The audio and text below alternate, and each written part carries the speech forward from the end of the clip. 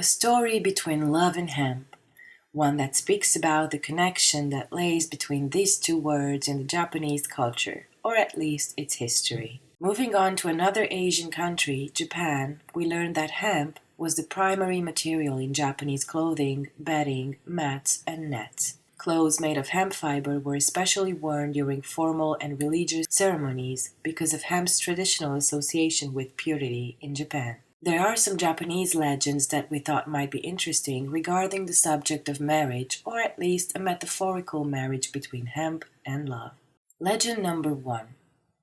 There were once two women who were both weavers of hemp fiber.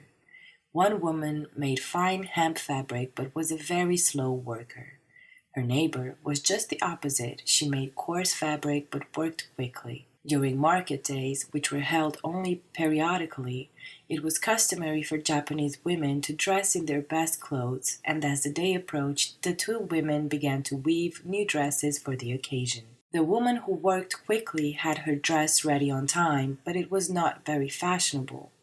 Her neighbor, the one who worked slowly, only managed to get the unbleached white strands ready, and when market day came, she didn't have her dress ready.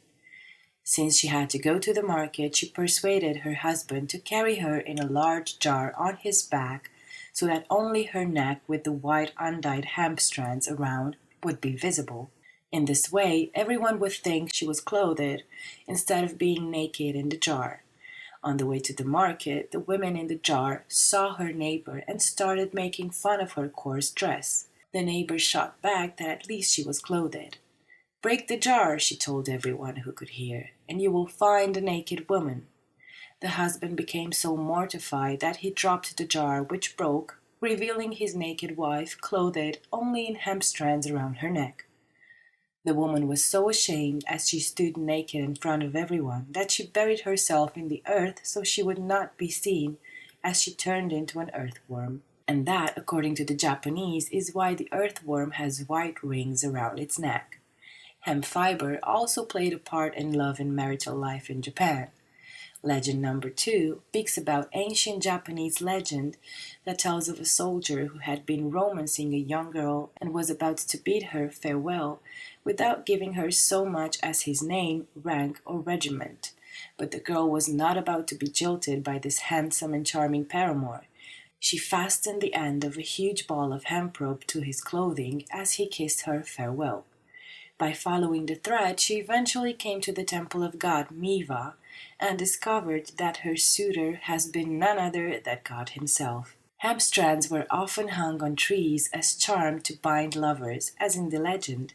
Gifts of hemp were sent as wedding gifts by the man's family to the prospective bride's family as a sign that they were accepting the girl.